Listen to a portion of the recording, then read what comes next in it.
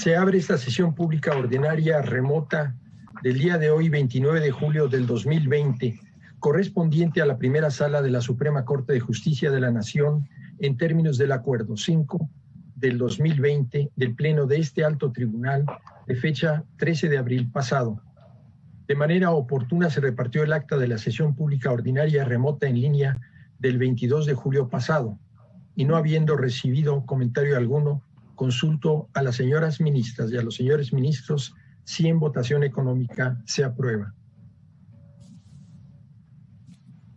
Queda aprobada el acta por unanimidad de 5 votos. Turno número 1. Corresponde en primer lugar que se dé cuenta con los asuntos presentados por la ponencia a mi cargo. Adelante, abogada. Buenas tardes, señor. Con su autorización. Por instrucciones del ministro ponente, queda en lista el asunto identificado con el número económico 1, que corresponde al amparo en revisión 869/2019. Queda en lista este asunto y continúe con la cuenta, si es tan amable. Sí, señor. Solicito su autorización para modificar el orden de la lista y dar cuenta en primer lugar con el asunto identificado con el número económico 3. Adelante, señora secretaria. Sí, asunto número 3. Amparo en revisión 636/2019, cuyos datos de identificación se omiten al estar considerados como sensibles. El proyecto propone: primero, se confirma, aunque por diversas consideraciones, la sentencia recurrida. Segundo, la Justicia de la Unión ampara y protege a Justicia, Derechos Humanos y Género, Asociación Civil, Colectivo Aquelarre, Asociación Civil, y Colectivo Feminista de Jalapa, Asociación Civil, por conducto de sus representantes legales en contra de las autoridades responsables y por los actos reclamados señalados en esta ejecutoria. Tercero, queda sin materia la revisión adhesiva. Secretaria, tome la votación, por favor. Sí, señor. Señora ministra Piña Hernández. Yo en este caso voy a votar en contra del proyecto por las siguientes razones. El proyecto parte de que se reclama una omisión legislativa relacionada con la interrupción legal del embarazo.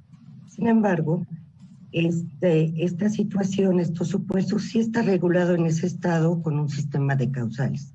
En realidad, no se pretende reclamar una omisión legislativa propiamente, sino que la regulación respectiva es discriminatoria porque no incluye una causal que, según afirma la quejosa,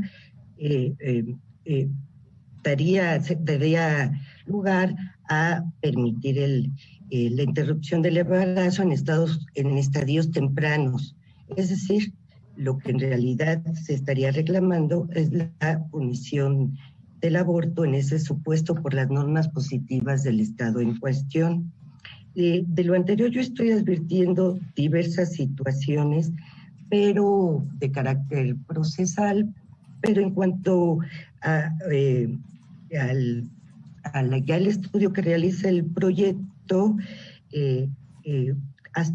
el juicio de amparo, hasta dónde podemos conceder el amparo en contra de normas positivas que no han sido reclamados. Y parto yo de que no es propiamente una omisión.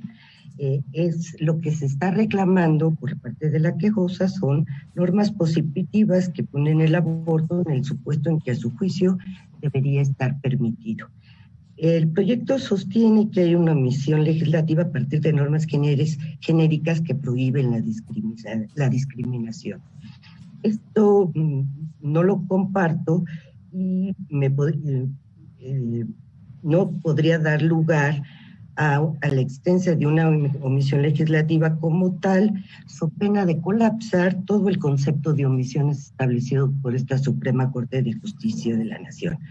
Según la doctrina de la Sala y del Pleno, hay una omisión legislativa cuando hay un mandato constitucional o legal específico de legislar en un determinado sentido y en un determinado plazo. Esto ha sido criterio de la Sala y del Pleno de esta Suprema Corte. Es decir, las autoridades tienen obligación de legislar al existir un mandato específico de hacerlo en ese sentido. y con un contenido normativo específico en un plazo determinado. Esto lo vimos en la sala específicamente cuando se analizó la omisión legislativa de ejercicio obligatorio.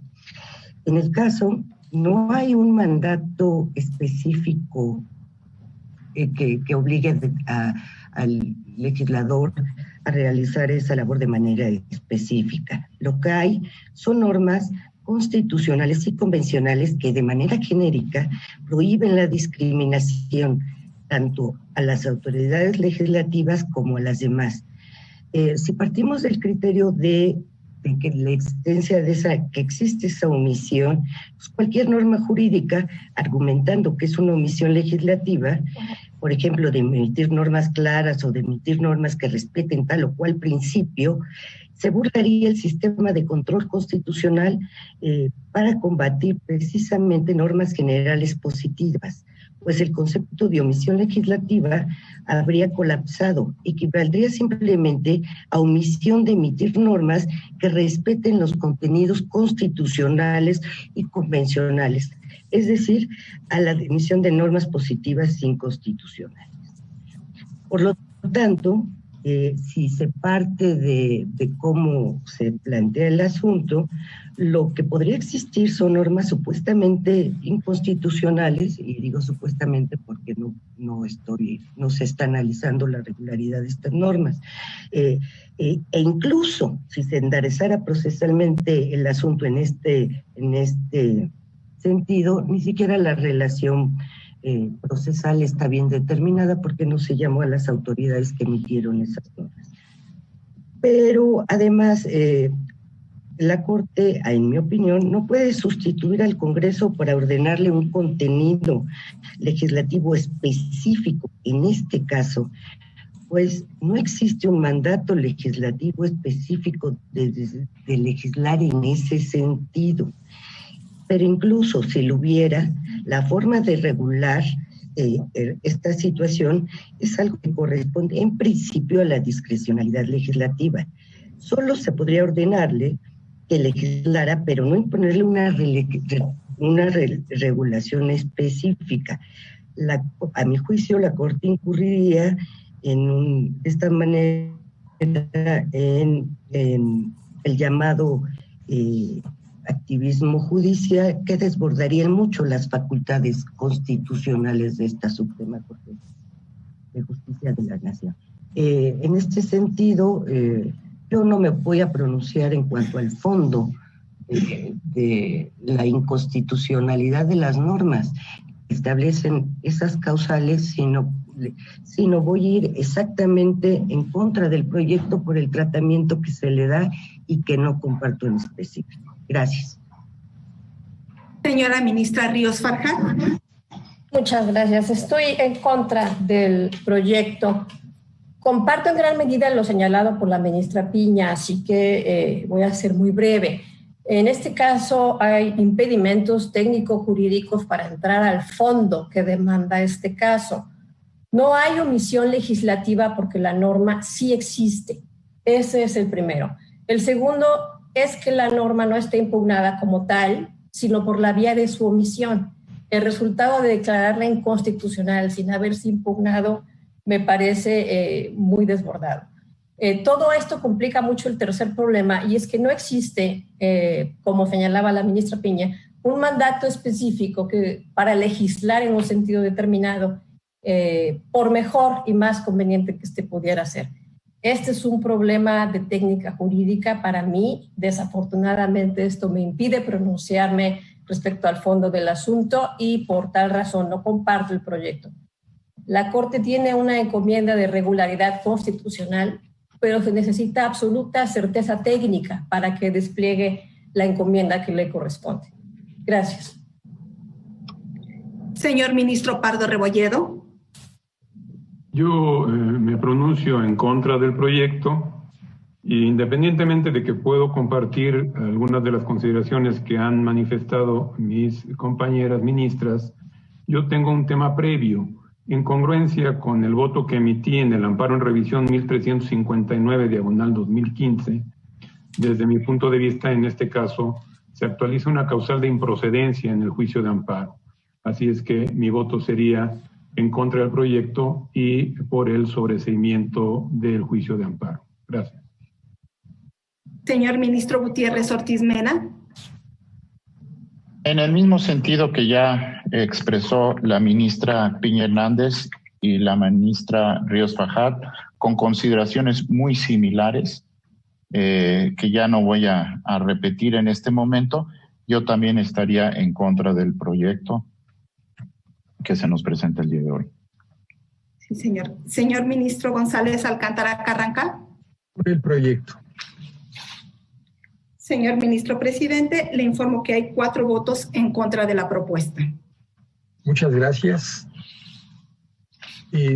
Ministras, ministros, respetuosamente no comparto la determinación de que el asunto no sea procedente.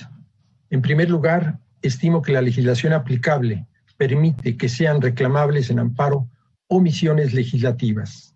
En efecto, esta primera sala cuenta con precedentes al respecto. En segundo lugar, estimo que las quejosas contaban con un interés legítimo para reclamar dichas omisiones, pues su objeto se enfoca en la protección y en la defensa de los derechos humanos de las mujeres.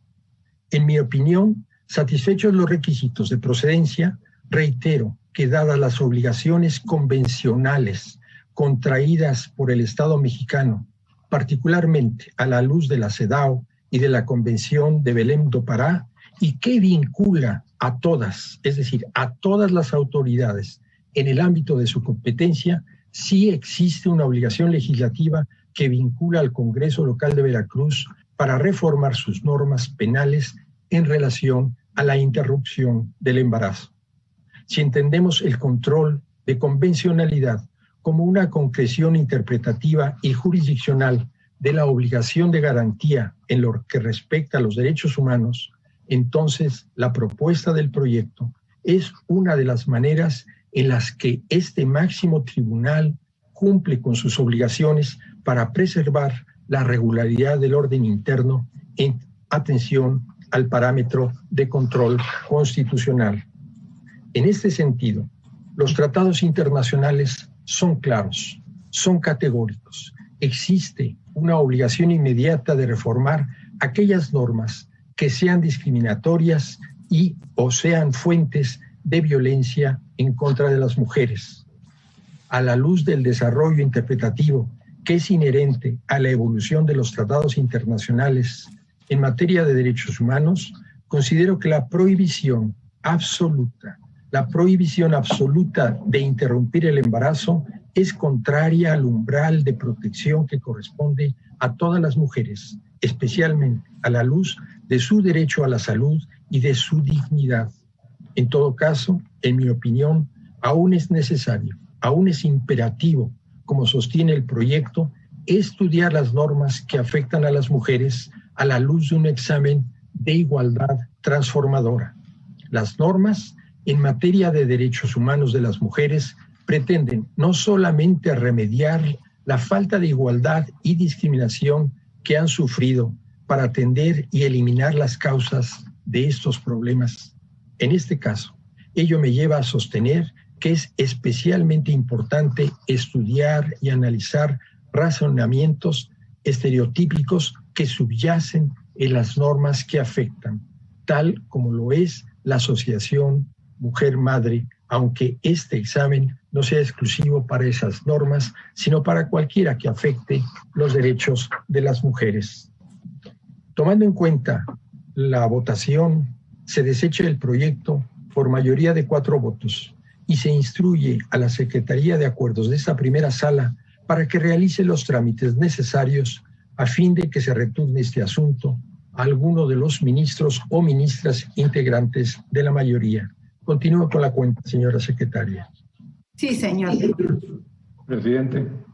Sí, ministro Pardo. Sí, creo que había pedido primero la palabra la ministra Piña. Ah, perdón. Sí, gracias, señor presidente. Comparto en gran medida lo que usted señaló en el sentido de que existen normas internacionales, tratados que son obligatorios para el Estado mexicano y que buscan proteger a la mujer y eliminar toda forma de violencia. Lo comparto, estoy completamente de acuerdo con usted, pero sí me gustaría aclarar dos cosas. Primero, la primera sala no hay precedente de omisiones legislativas más que de ejercicio obligatorio, que se dio cuando se impugnó la cuestión de la ley, la expedición de la ley de información pública, no me acuerdo ahorita exactamente el nombre, y que en la Constitución se preveía que el Congreso tenía un plazo determinado para emitir la legislación correspondiente. Ese es el precedente que existe, en el único que nos hemos pronunciado. Usted todavía no integraba la sala, salió, si no mal recuerdo, 4-1, el ministro Pardo votó en contra y yo voté con un concurrente. Ahora, también es una visión de ver el problema que se nos presenta. No, y como siempre yo lo he dicho, no es que se esté tomando una decisión en cuanto al fondo en este punto, ni que no se comparta la protección de la mujer, el eliminar todas las formas de violencia, sino en el caso concreto es analizar el asunto en sí mismo considerado y son posiciones diferentes en cuanto a que si existe una obligación de legislar en determinado sentido, entonces se está planteando como una omisión legislativa. Sí existe una legislación, esa legislación sí existe. Podríamos pensar que las normas son inconstitucionales, pero la legislación existe. Y tan es así que prevé diversas causales. Esas causales podríamos nosotros decir que al margen de que las causales en sí mismas sean constitucionales, podría incluir otras causales. Sí, pero entonces tendríamos que analizar la norma y derivado precisamente de un acto de aplicación en perjuicio de la quejos, porque no nos debemos olvidar que estamos en un juicio de amparo. Y como jueces constitucionales también es nuestra obligación.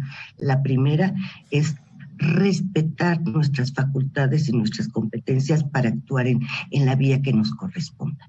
Comparto en mucho lo que usted expresó, señor ministro presidente, pero por eso yo voté en contra del proyecto derivado de las razones que ya había expresado. Gracias, presidente.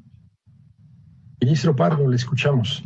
Gracias, señor presidente. Yo quiero también aclarar que mi voto por la improcedencia en este juicio de amparo indirecto no implica ningún pronunciamiento en relación con los temas tan trascendentes, sensibles e importantes a los que usted se ha referido.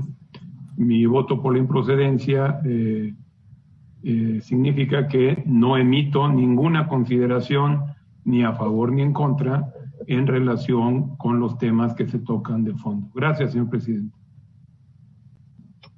Les agradezco profundamente sus comentarios y en este caso, pues yo he considerado que la omisión legislativa no es solamente el que no se hubiera legislado, sino se puede legislar derogando una serie de disposiciones que son contrarias al interés de la mujer. Y en ese sentido es que está integrado el proyecto.